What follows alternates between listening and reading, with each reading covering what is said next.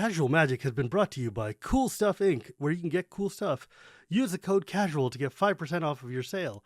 And by Architect, a deck hosting website that doesn't really sell anything, but they like me and I like them, so kindly use them. And now, on to the show.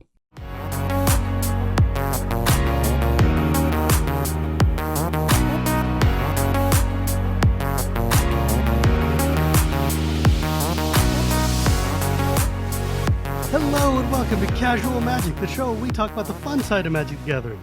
My name is Shivam, and Casual Magic is brought to you by Cool Stuff Inc. and Architect. Today, I am very glad to bring about... I'm very happy to bring about a new guest onto the show, somebody I've watched for a long time, both as a competitive player and as a broadcaster lately, Corey Baumeister, who's just such a bundle of happiness to watch on stream, and I love watching you work with Ellie, alias V, and just you got a really great broadcaster personality and voice, and you bring about a happiness to the game that I think a lot of our professional kind of people who are trying to be really cool and really hard forget that we're supposed to be having fun. So I'm really happy to have you on here because I really enjoy watching you, especially these past few years, doing so many of these pro tours and stuff. Thank you so much for joining me. Well, thank you so much. I mean, that's some high praise. I really appreciate that, and that's always what I'm trying to convey to the public is, there's a fun part of Magic. We play a game we love. We get to do what we love. So yeah, what's there to be too hard about? I mean, there's been times when we're watching pro coverage or whatever when it's like watching a chess match, right? Like deep indrawn breath, silence.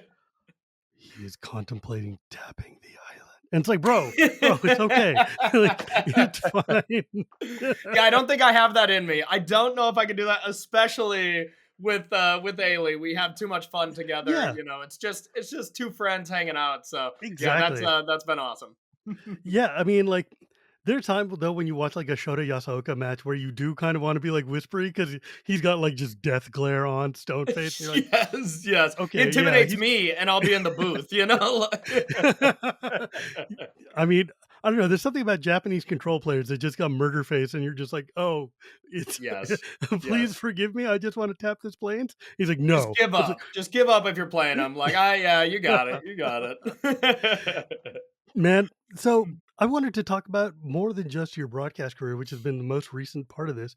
I kind of wanted to see, because you came up through the competitive ranks, and I remember watching you on Star City matches and stuff for years and years and years.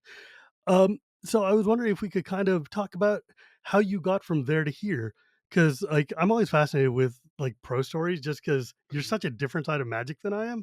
But at the same time, you scratch a pro player and you find a casual in there. So So when did you start playing? So I started playing in Onslaught. I don't know exactly what year that was. I think I was 11, I want to say. Onslaught was 2000 and either 2000, 2001.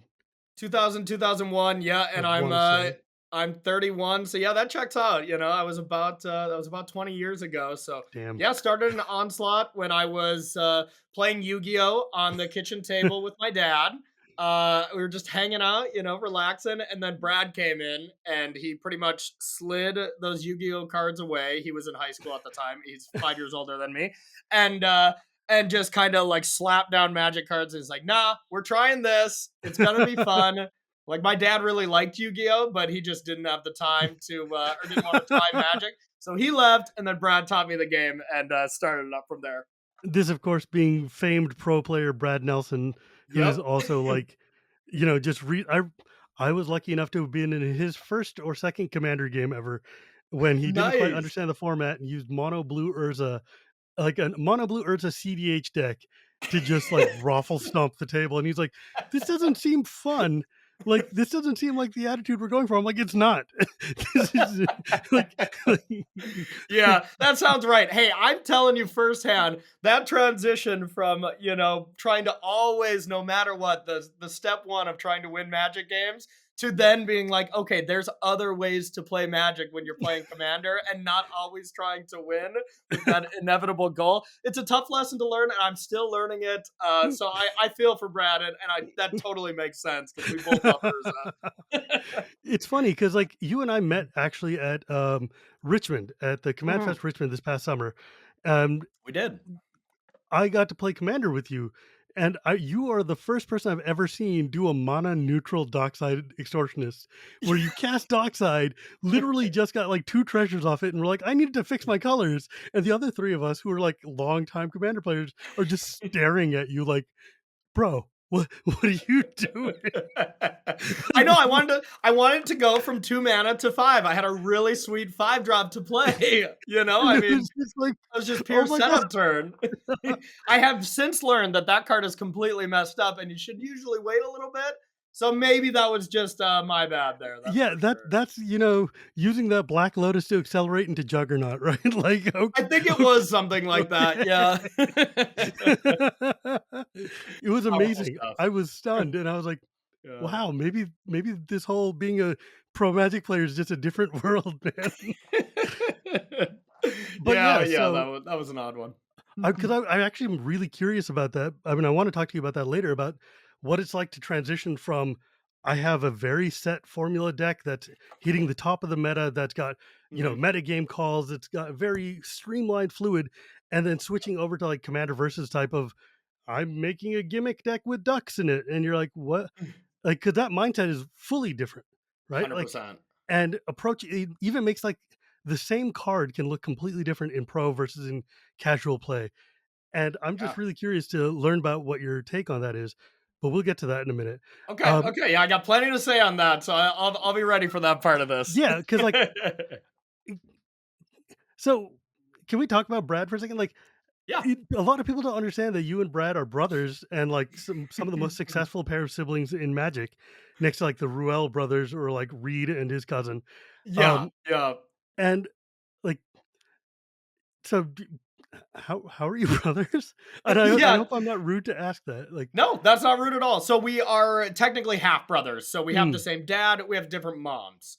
sure, So cool, that is how we became half brothers. So kind of that scenario where we saw each other a lot on weekends, kind of when our dad had custody of us, right. and would hang out then. And yeah, specific vacations and stuff. But we didn't, you know, grow up in the same household most of the time, kind of thing. Sure.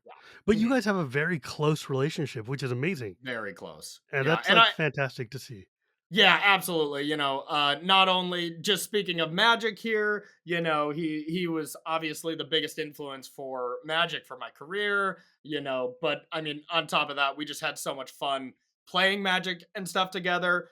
Obviously, we had a great relationship before Magic, but once we started doing that, it kind of connected the fact that he was the teenager, I was the little brother kid, 4 or 5 Mm, years apart. For most of our upbringing, when I was like 11 before we started playing Magic, is I'm the little kid that he's bringing around maybe to his friend's house, and naturally when there's that age difference. But then once it became Magic, especially after a few years, once we started, becoming on the same skill level of Magic. Basically, once he started catching up to me, finally. No,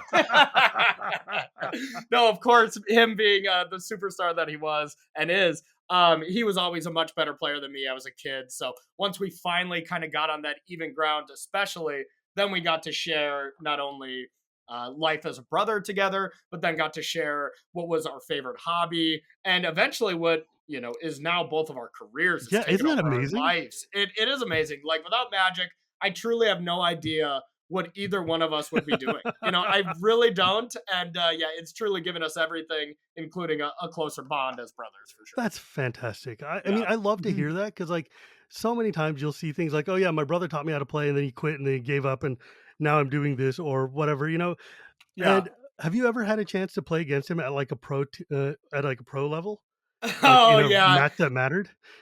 I know he's gonna watch this too, and I guarantee he's gonna call out what match I'm about to talk about. But we had a Grand Prix.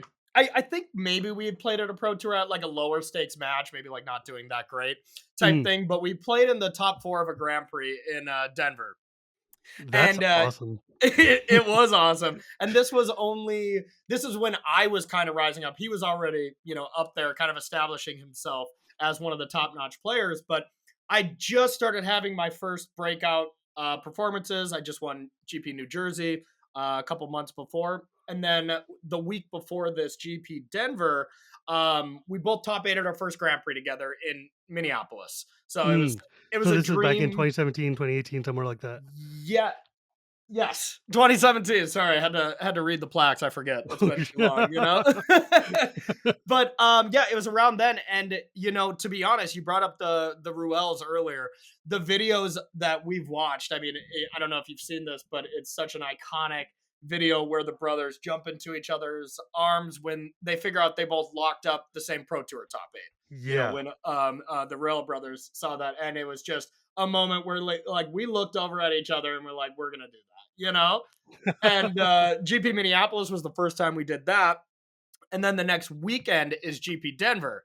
So we're testing again. We're coming off an unbelievable high of just top eighting a Grand Prix together. And so we test pretty hard for this, but not like crazy because we were pretty excited.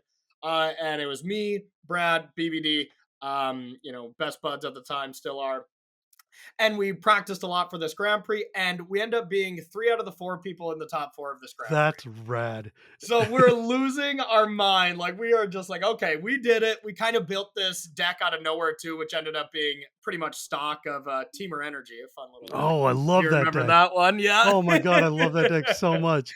Yeah, we had one of the early versions of it. I wouldn't say the earliest because, who knows. Yeah. But we ended up playing in the top 4 of this Grand Prix, and we had a cyborg guide all, panned out of like what we would do in the mirror, what we would do, what we wouldn't do. And he beats me game 1. Game 2, he brings in a card we for sure didn't bring in our guide. It was Magma Spray, okay? So I'm like, okay, no matter what, when I play this Servant of the Conduit on 2, it's going to live. And I kept a hand based off going 2-drop to 4-drop. He goes Magma Spray on it and kind of just like Oh gives me a no. look. And I'm like, mouthing some maybe not so friendly brother words when the judge wasn't looking. And I was like, how dare you, basically. And he goes on to beat me, beats BBD in the finals, and wins Grand Prix Denver. But that was probably our biggest stakes match. Yeah, I mean, it's like you can't even be mad about that. Like you're like, No. oh come on, but it's like at the same time, then your brother wins. Like Yes. that's rad, right? Oh, Like we had the greatest. No, it was actually Brad. It wasn't Rad though. that. I'll see myself out, man. We had a good run. No, it was awesome. Getting to share that moment with Brad and BBD was awesome. So even though I lost, but it was just a funny story behind it. Yeah, that must have been a fun plane ride back home. Let me tell you. It really was. Wow, that's so wild though. Can you imagine? I mean, I need to imagine, but you've actually been there, being able to play against like your best friends at like the Yes. top tier when it matters. That's awesome because that's when you Was know that the crap you're talking is real, right? Exactly. We were, our ego was a little inflated after that couple months when we were just crushing. That's for sure. But little did I know that was the peak of my Magic career was around that time. So it was all For downhill from shame. there. For shame. Your brother was player of the year, and this is the best you can do. Oh yeah, I that's feel true. like true Asian parent coming out here. Like Yes, look Brad at your could brother. draft at the Pro Tour. I never could, so I didn't have any top eights. Big difference of our results. So did you enjoy yourself doing like how did you get into competitive play in the first place?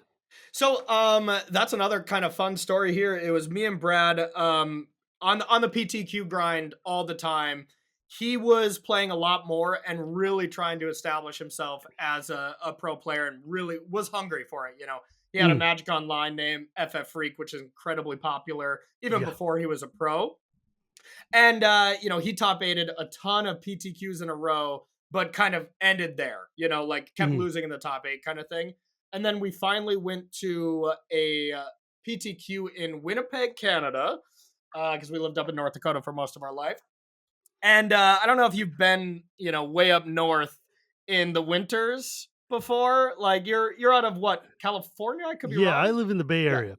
I mean, Yeah, I've so it's a lived in little different. Massachusetts. I know what winter is like. I've Okay. lived in snow, but Winnipeg and North Dakota are like Very different from Yeah. where I Yeah, it's a winter wonderland to say the least at the time we were going, Wait, North and, Dakota? How do you find yeah. magic in North Dakota? Where are Well, it you was even playing? You have to go like 4 states away to find a store? pretty much. It was a lot of trips to Minneapolis for PTQs. I mean, that was a lot of our early stuff. We would drive 4, 5 hours for a Jesus. PTQ on a regular basis, and now looking back, I'm like, my line's like 5 hours for to drive for like a big SCG event or something like that, Yeah. you know? So I've become a little more pampered, I guess, since back in the day. But we used to travel a lot of ways just to try to win a booster box or two, Yeah, just because we ser love Magic, you know? I'm just thinking about those gas prices, the entry fees. You go 5 hours away, scrub out, and then you're like, "Well, I guess This we're going sucked. home." Yeah. And yeah, that was a lot of our trips, but this one we happened to go to Winnipeg. I was 16, so Brad was 20, 21, around there, and our grandma came with us and our dad to just make a little trip out of it, you know? So we went up the night Well, yeah, before. because, Yeah. like, I'll be honest, if that was my kids, I'm not letting you drive to another country to play Magic on your own. Probably smart. Probably smart, to be honest, because yeah, it's some unsafe road conditions around that area too. Yeah, in So the middle of winter? Jesus. yeah, so a lot of winter, or it was, the middle of winter, a lot of snow right now, but nothing terrible once we got up to Winnipeg. And then the Mm. night we got there, there was just a blizzard, just a downpour, and it just shut off communication or transportation in and out of Winnipeg completely. Oh, But we were boy. already there, so we're still going to play the tournament.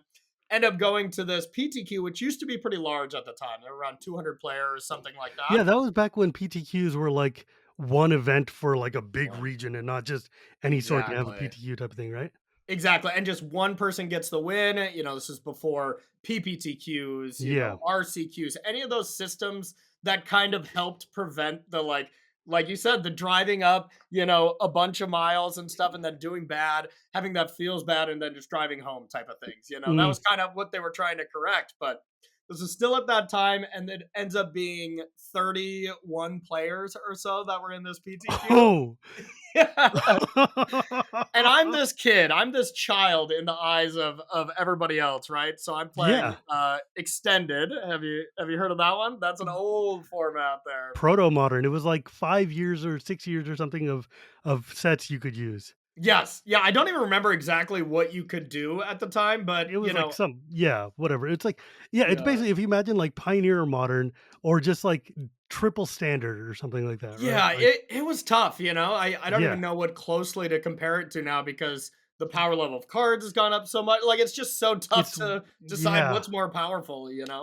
I do miss Um extended though. That was a cool idea. It was super fun, and I mean, I had one great result where I, at this tournament, I was playing Dredge. I was playing this, Golgari Grave Troll, Breakthrough, Icarids, Mm, all these mm. extremely powerful cards. And back then, you just fan out your deck, you write down your deck list. So people were starting to kind of walk around, and they're like, the only Dredge deck here is this little child, kind of looking at me. I'm 16. I'm super tiny. I was like 4 feet tall. I didn't get my growth spurt yet, so I am the shortest kid ever. Like I can barely touch the ground on these seats. I'm trying to like jump up. So they're like, everyone's cutting all their Dredge hate. Everyone's cut their Crypts, get them out of there. Ley Line of the Voids, get them out of there. We don't need that. And I proceeded to not drop a match and qualify for the Pro Tour.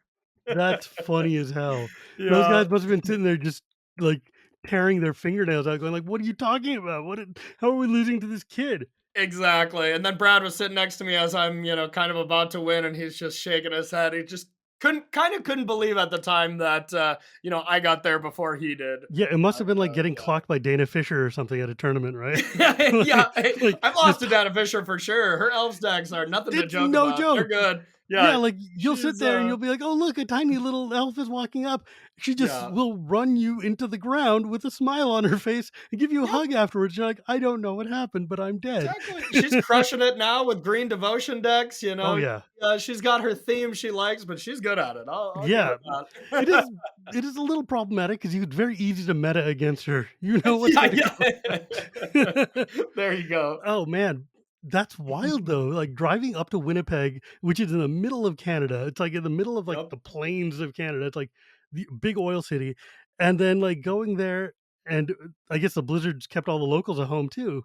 Yeah, we kept like all the people that were going to travel that day in, so that tournament was probably going to be 130 players or something. And, who knows what could So have you happened. got an envelope and That's got a to go to a different pro story. tour.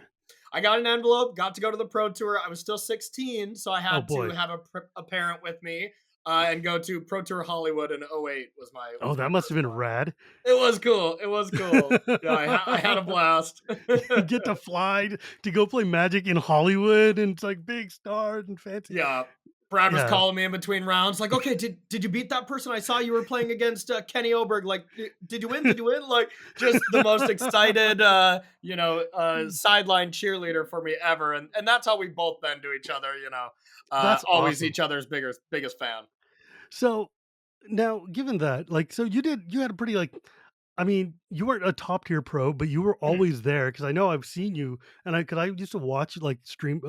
I used to watch coverage all the time. Everybody's Yep. like, "What do you mean? You don't? You're the casual guy." I'm like, "Dude, I love Magic. Watching people play Yeah. Magic is one of my favorite things to do." But like, because I remember I used to see you on like Star City circuits a lot, and Brad Yep. obviously used to be on Star City all the time. Um, how did you make this transition then to like the booth? Because Mm. like, when did you start doing that? Yeah, so I never thought commentating was going to be something I would enjoy, to be honest. It Mm, was never on my radar, and now looking back, it is truly my biggest joy and the best content, I've ever put out there. mm, Working with wizards, they're some of the smartest people I've ever met. I've learned so much. It's truly everything I love to do right now. The number one thing for me. But yeah, at the time, I had no idea that I would like to do that.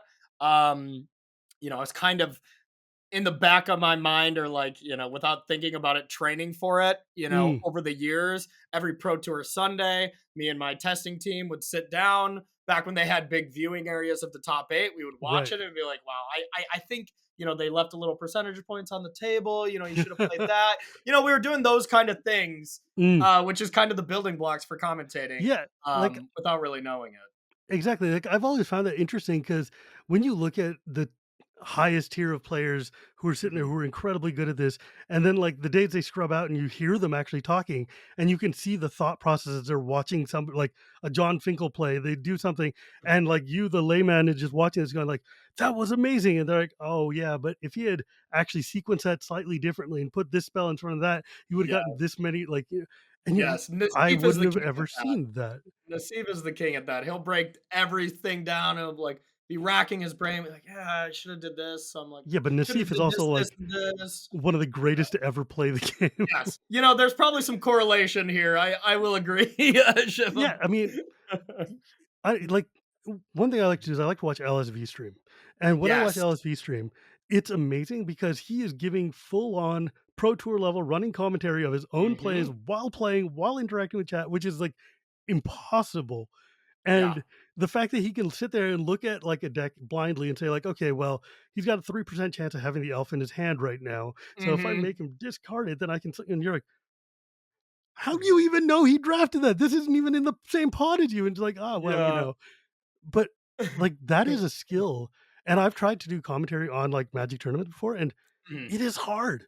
It's like It is easy to hard. it. I'm not saying it's easy, but like even just doing the he tapped a forest and played the elf, keeping track of that while all the other six things are happening, and then being able to, shoot that off. That part is hard. Yeah. But then figuring out Mhm. why or like what that means for the metagame or whatever, that is way hard. Yeah, it definitely is. And, speaking of LSV, he's definitely one of my idols for commentary. There's a lot of people that are great players, and Mhm. then there's a lot of great commentators, but to be both is always kind of tricky. Like there's plenty of amazing players that I'd look up to for their play that maybe don't translate to Yeah. commentating as well. LSV is not one of them. He's got that great play. I remember like the 2 seasons where he was like, if he didn't top eight, he would be in the booth. You Yeah. know, I was Yeah. just always like, I've always been such a big LSV fan, but I was always rooting against him, excuse me, for all of those. I was like, I hope he takes ninth in every single pro tour Because I want so him to that be on there because I for Sunday. be in the booth. Yes, because he was the best at that expert role, and that's the role that now I am taking up with with Wizards, and I've learned a lot from him. I've watched a lot of his broadcasts, so Yeah. someone definitely helped me a lot in that Have aspect. you gotten to work with Marshall? I have worked with Marshall. That was actually my very first commentating job, which I Yeah. So guess how I did was you do that? flirting How with did you him on get this into story, but commentary? yeah.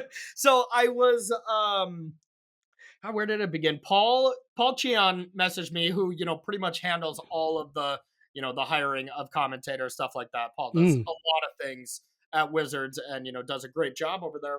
But he I messaged miss me his streams, one time. man. Yeah, yeah. I didn't watch too many Paul Cheon streams, but I played against him a lot, and we were kind of coming up pros at the time. We both Mm. had that person that we were playing with that was way better than both of us. LSV for him, Brad for me. Like, no knock at Paul. LSV Yeah. is one of the best, but he that was their close testing group, me and Yeah, Brad. So we exactly. we, we It's gotta shared that. suck.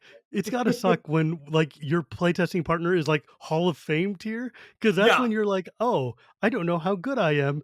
I'm must suck because I just keep getting shellacked by this guy." And then you go play yeah, against normal people, and it's like Goku taking off the weights, and suddenly you're just, like, obliterating children, yeah, and you're like, yeah. "Oh, I guess when I'm not playing against the literal best player in the world, I guess I'm pretty good at."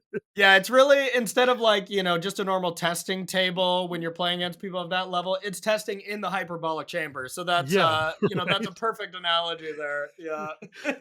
So, yeah, so Cheon contacts you, and what happened?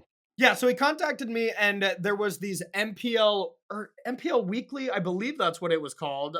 They would have these like qualifier Oh, weekends right. The against just the forced play MPL thing they players. had, like, the round robin thing they were doing for a while. Yes, they were doing that for a while, and the year before was that GP Denver year that where I top aided actually 4 GPs in a row, Damn. but that fed into the MPL year, which I ended up being so close. I was in 41st, and it was the top 32 that got in that inaugural class, Mhm. but I didn't have any great results at the Pro Tour, so I didn't really get in there. But then Paul messaged me and he was like, "Hey, I was doing Versus Live at the time with Ross, Todd, Brad, all that crew."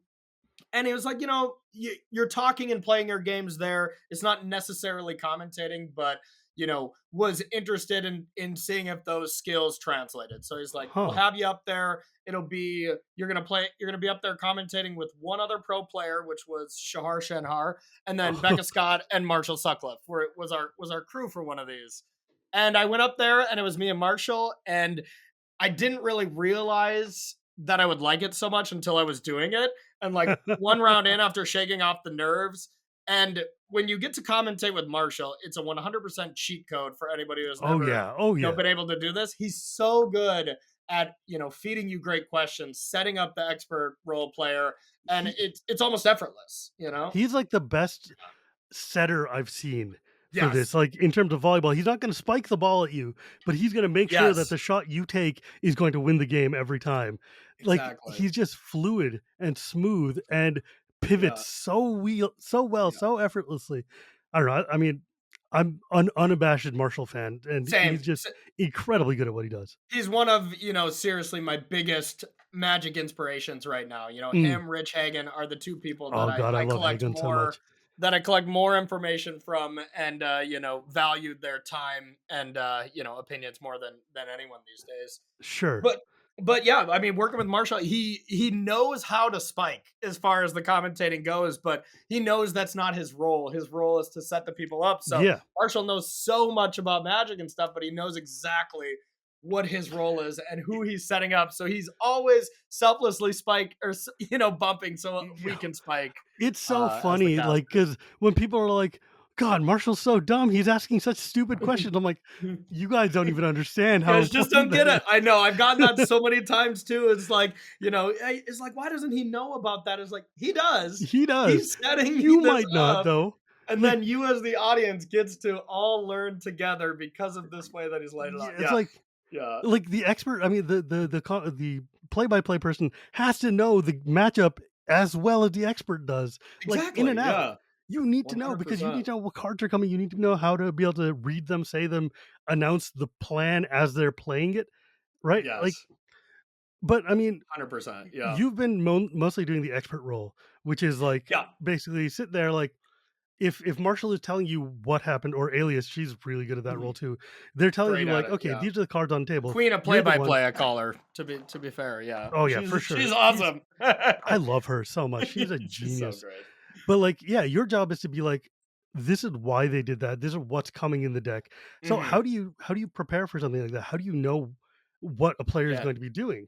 Like, Yeah. I get it in like a 60 card deck, there's like maybe 7 or 8 cards in there because they're using 4 of or whatever, and you can kind of figure out, but like, how do you do this? How do you prepare for something like this? So the one thing that is awesome and the thing that makes the transition from being a pro player and like you said, not necessarily that platinum pro. I've Yeah, and I always didn't was mean that that as a gold level pro. I didn't No, mean no, that as an you're insult. It was just 100% right. You are 100% right. I was always that gold level pro who would just play all the pro tours. mhm, But I didn't have those huge spikes. I was always on the verge, but I never really hit it home before the MPL started and things kind of changed. mm, And then COVID and stuff. So um but the way that I test for commentating is luckily the exact same that I would test for pro tours. mm. I test. I actually join a testing team every single pro tour, and Oh, I like a help real them. like Yeah, one of like those houses?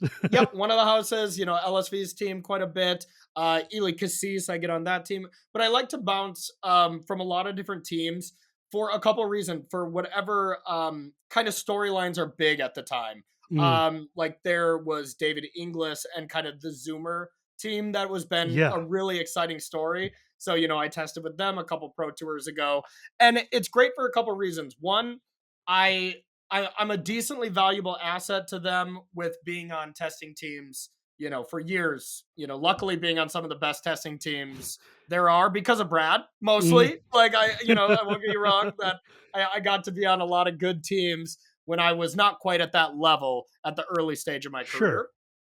But I got to absorb a lot of information of how that they tested, the proper ways to collect data, how to not be wasting your time, all that kind of stuff. I can always translate into helping a little bit, but for mm, the most part, I'm a fly on the wall, especially when it gets close to the actual pro tours. Or if I ever know any information that the players don't, like when I get deck lists early, then I leave sure, the team and we part ways from there. But being able to not only gather information with this testing team to make sure I don't, say something stupid, not know what I'm sure. talking about, but to gather storylines, like what this So team it's like was embedded thinking about. journalism. Yeah. It is. It is. Yeah, I'm always kind of embedded into these teams and trying to learn as much as I can. But outside of that, the only thing that's changed for me as far as the testing from when I used to play to commentate is I never have to think about that when I'm playing decks about should I change this card? Is this card good enough? Should I tweak this sideboard slot? It's all Mm, test out every single deck, make sure I know the card names, and I never try to make changes. I just play all the decks that the right. team thinks is good, and then I know Yeah, hopefully because your everything job is about the not you're format. not trying to win the Yeah, tournament. Your job is to tell the yeah, tournament, right? Like, yeah, so for you, like yeah, actually trying to streamline or like smooth out a deck is not going to be that's not a good use of your yeah, time because nobody wants to hear the commentator being like, well, if I was them, that 23rd slot would have been, something else. It's like I would have really played hostage taker there. And it's like, bro, yeah. nobody cares. We tell me Nobody what's on the table. cares. This is the decision they did right now, and Yeah, yeah, like that's exactly it. When I'm commentating, if I don't feel like I would have had a chance to like top eight this event, I feel like I underprepared to commentate. I feel like oh, I always want to be on that level of the players, and when I do some testing matches with people that are playing in these pro tours, and I'm just getting obliterated and I'm not seeing the proper lines. One, I'm learning a lot from them because maybe they're showing me the proper things, but that tells me I need to practice a little bit more. I need to get a little more prepared mm, because it's pretty obvious if you're in the booth and you're not at the level of the players you're commentating yeah. because there's good players watching you. And, if you lose trust in your audience by not, saying something accurately, that can really hurt your reputation, hurt the Right. broadcast. And that's the last thing I want to do when it comes to pro tour commentating. Right, like, that's what makes, like, Cheon or Cedric so good at, like, doing Yeah, commentary. Because they there've been play. times yeah, like, there've been times when you'll watch, like, a deck, and the guy will be like, "Look, he's got 1 copy of this in his deck. If he draws it now, this is why he would make these 3 moves. If he doesn't Yes. draw it now, he's going to absolutely play the other thing." The guy draws Yeah. it, and you can't see it because it didn't go to the whole camera or whatever, and they play this thing, and Cheon's like, "And now he's gonna drop this," and the guy plays that, and now he's gonna drop this, and the guy plays that, and you're like, at home, you can just feel your excitement level throw me, and then he does the coup de grace, and it's over, Yeah. and that is like top tier level, like telling a story is Yeah. being able to. It's like what LSV said the other day. Like he was playing against Yasuoka once, and they were both such high level players that they both play very fast. They both know what the other person's I going to know do, this story. and It's so then good. Yasuoka, attacks with a creature and then starts just moving it to the graveyard immediately before Luis blocks because he just Yeah. knows Luis is going to block because that's Has the to thing a smart block. player would Yeah. do. You have no other Yeah. choice. And the judge is like, whoa, bro, I understand that you both are playing on like a telepathic Yeah. level that we can't understand. Yeah. Please slow it down. Yeah, they literally had to force them to play slower for coverage to keep up. Yeah, that Yeah. story is And incredible. it's And one yeah, of those both things where you're like, players are so fast. that is a level of play where you're just moving at the speed of light. You're like not even Yeah. conscious anymore. That's the testing house play patterns. When you're playing against testing mates where you know the Mm. matchup and you're trying to solve things, that's exactly what those games look like to kind of speed up and get data going, faster and Oh. stuff. That those players recognize like neither one of them is going to make a mistake. So it's like that testing process. They just have such great respect for each other. And yeah, one of my favorite stories from the Pro Tour. I love That's amazing. I mean, I didn't even think about that, but that of course makes sense. If you're playing in a Yep, testing team, you don't care about the actual play. You're trying to figure out what is going to be like the optimal way to do this. exactly. Oh Yep. wow, I didn't even think about that. Yep. So is it like when you sit down with these testing teams and you're like cued in and you're trying to learn these decks, are you participating in the games or are you like how do you do that? What does that actually look like? So, it is a lot of the times at the beginning of these testing team processes when, you usually start with limited. So I'll do a bunch of drafts. We post in our 3.0 photos. We talk about it. And then Mm, once it comes to like the early stages of decks, like, is this deck good? Good. Is this one not? I'm what I like to call to every testing team when I pitch the idea of, hey, can I be a fly on the wall? One of the main things for me is I'll be a punching bag. I will mm, play. If you tell me what deck you want to play against, you give me a list. I'll play it at hopefully a good level, and then we'll go from there. As far as like input on what decks I think are the best, that kind of thing, yeah, I that's don't maybe necessarily do that because one, I don't kind of want to be crossing the line. wrong and not be on the team, and then they try something and then they bomb because of me. Two, I am a commentator for this. I'm not trying to be a player as And of course well. they know that Yeah. you're just there to like observe. You're not really there to try to be on the team. And I play a lot of the decks, like I was saying Yeah, earlier, just to know what they do and stuff. I don't really have that brain where I'm thinking like what changes would I tweak to the sideboard? What would I sure, do sure, that? sure. Because that's not my focus when I'm a commentator, like it was when I'm a player. So Yeah, yeah, most of the time it's just me being a punching bag. If I I mean got some free time for and I'm you, it's already more like you're playing testing, with oh sorry. precons, right? Yeah, pretty much, pretty much. Like Yeah, just tell me what you want me yeah. to Just play give me and the I'll precon, play let me learn it, and then we'll figure it out. Um, it. what has been like? Which format have you found the most fun to like do commentary on since you um, started? Because there've since been I a lot of kind of started, like crappy ones in the pandemic yeah. era. Yeah, Mono Yorion mirrors.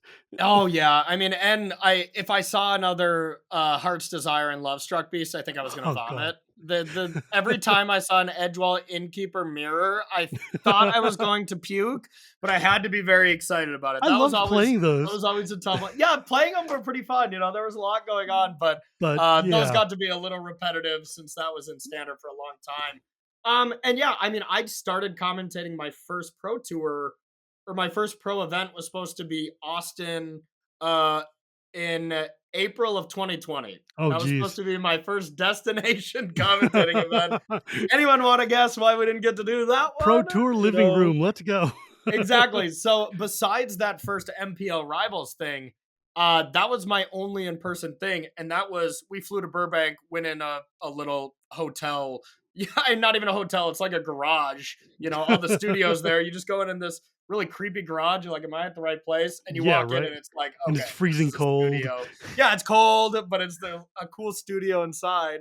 So I was only commentating in the COVID era solely, through that entire time, just all from right Oh, here. yeah. I was commentating from right here. I'd have a banner in the background connected to a green screen. And this last Worlds was my first experience doing it Oh, in actually person. being there. You were at Oh Vegas. yeah. Oh yeah, it was incredible. That was the greatest experience of my life, to be That was honest. such a cool tournament too. It was awesome. Oh, Yeah, man. but yeah, I guess sorry, getting back to your question. Now I think now that we're getting back into paper magic. We're getting into this next phase, Pro Tour 1, which I think is going to be an incredibly iconic event. Just getting back to this system that we've all loved. Yeah. I was there at the very last Pro Tour where, LSV Multi-4 in the finals against Andrew Ellenbogen. And I was in that crowd watching that moment happen. And, Oh, those kind of moments are things that I miss. The camaraderie, man. players watching players at Pro Tours, Worlds on that final day when we got everyone in there, cheering for Nathan and stuff. It felt like we were home. And I think we're heading more in that direction now with PT1 in Mm-mm. Philly here. Man, I feel so sorry for both LSV and Ellenbogen because, like, he Yeah. deserved to win cleanly and not just have, Yeah. like, oh, yeah, he just beat LSV because he was down to 4. I'm like, no, he played incredibly well and beat one of the best players in the game. The Yeah. other 3 games still happened, right? Like, Yeah, I think Andrew is just okay with that multi-4 in hindsight. yeah, I think he's fine. We take those, is what the kids say. Like I that. mean, the deck gives you land, the deck takes land, right? Like, you roll Luis would with have it. been okay if it was the flip side. So I think Yeah, Andrew would I'm be sure fine as he's well. crying into his trophy just fine. Uh, um, yeah. So meanwhile, though, you've also been doing a lot of work with Star City, and like Mhm, working on a lot of their streaming shows, like verses and things like that. But mhm. you've been on Commander versus. How did you get onto that? You are not exactly a notable, widely known Commander player. I'm sure not. I'm sure not. That's for sure. And I mean, yeah, this was kind of a wild story as Yeah. well because Commander is something that if I'm being honest, when I was in the pro Magic community, I did not think it was ever going to be like it is now. I mean, it You is, and me both, it man. is, it is Magic. I mean, it is 100% the most important format for Magic right now. And honestly, after I've started to get into it, I totally understand why. But at the time when I was in pro Magic, I didn't get it. The concept of playing a game to just kind of have fun, chill. That wasn't my mindset. It never Yeah. was. I was always me and Brad were kind of cutthroat Magic players, not in a bad way or Brad anything, but Nelson just is we were focused. cutthroat Magic player. Yeah, like we wanted to win. This was our career. We wanted to prove ourselves, and we had that prove ourselves mentality for so many years in a row that turning that off was always tough. But one day I was at a Magic tournament, and I got a call from Jeremy Nolan. He was just like, "Hey, do you think you can guest on this?" There was someone who couldn't be in. It was Justin Purnell that couldn't be in the show for that week. Dealt with some stuff at home. I'll definitely Yeah. not air that out here. But He was on they the episode right before this, so it's okay. But okay, yeah, okay. anyway, So you it's under probably you yeah, so probably heard plenty about it, absolutely. But yeah, Justin, an amazing content creator, was absolutely delightful. absolutely awesome on that show. I've watched some of the old episodes, and he's hilarious. I really want to one day play some games with him, but Yeah. the way it broke out, I was asked to do one episode, and then he came back. 2 months later, nothing really crossed my mind about it, No, and wait, then he kind let's of talk about that episode yeah. though. Like when Noel comes to you and says like, "Yo, I need you to build a commander deck and play with us."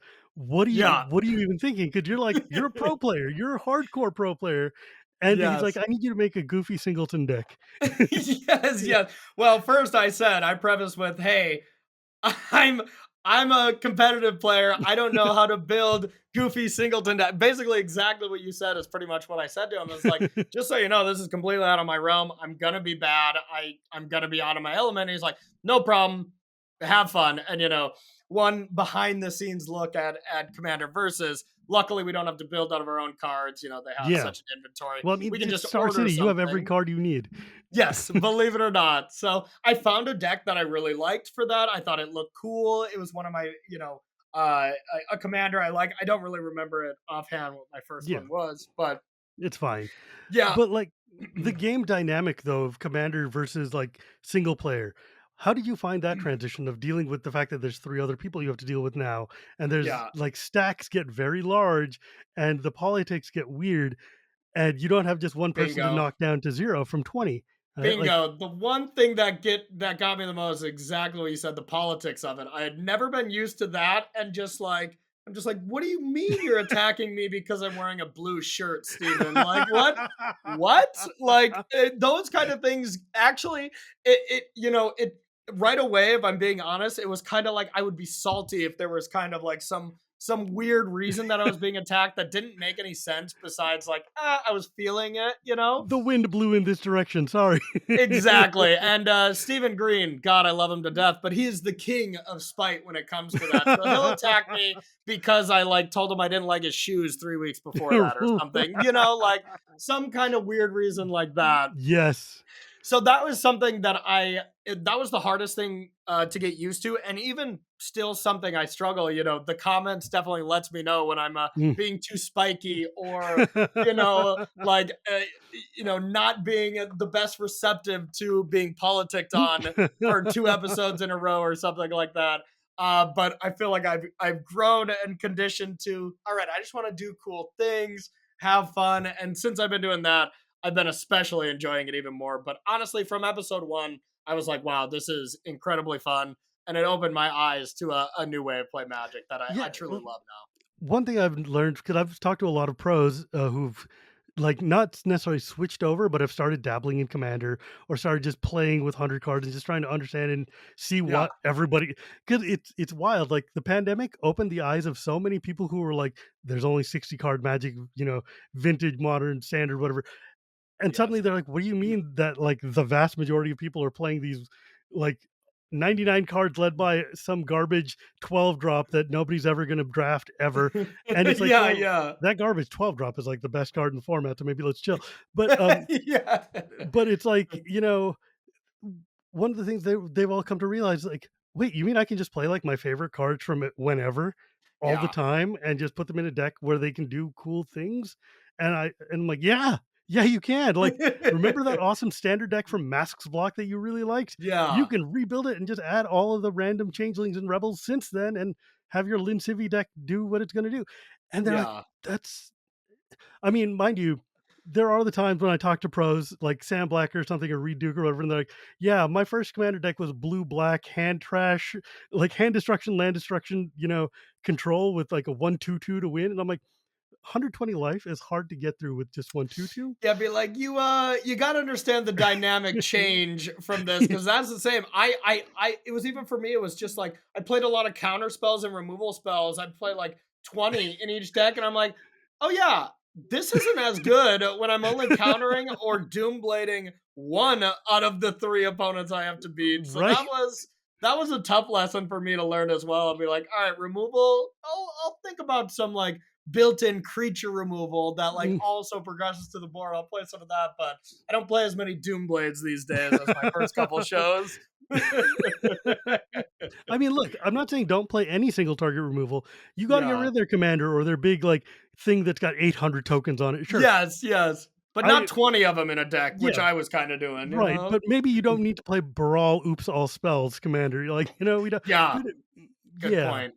because like, Yeah. there are times when it's like, it's you like, one of the things I think I've learned from pros is that there's this challenge of letting the other players play the game. That is a thing Yes. that is not something you were trained to do when you learned to be a competitive player. Like, you don't 100%. want them to play. You want that multifor, you want them to have, like, Yeah. one land drop and a handful of sixes, and you're like, "I guess I win." But in Yeah. Commander, it's more like, okay, just fetch another land out of your deck. It's fine. Go ahead. Whatever.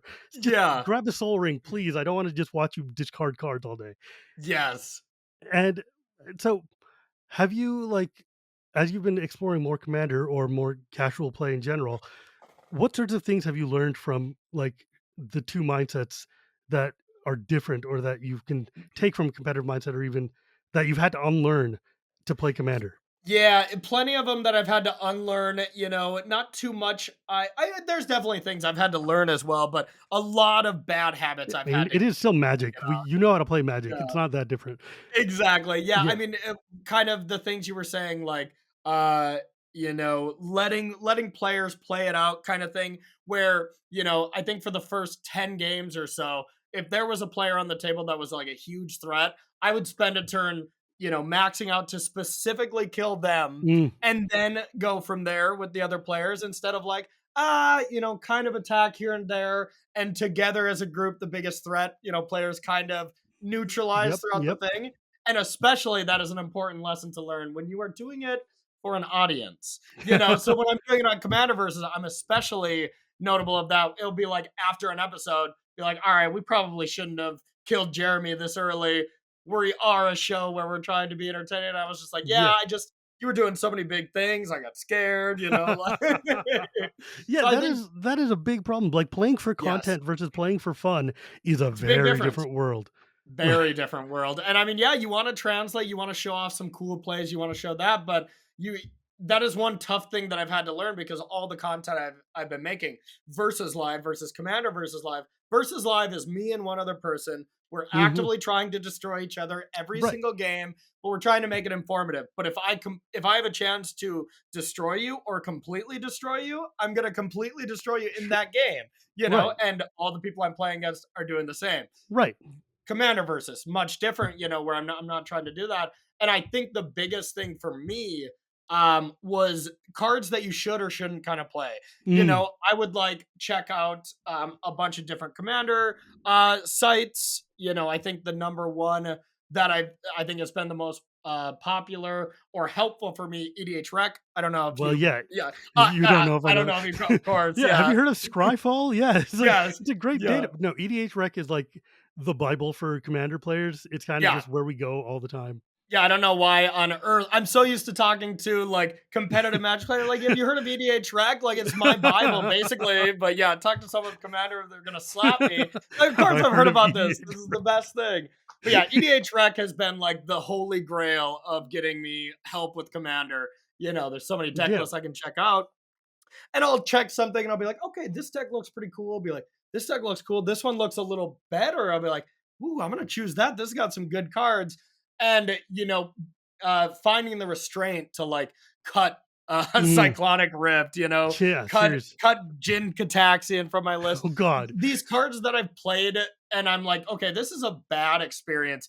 I Mm.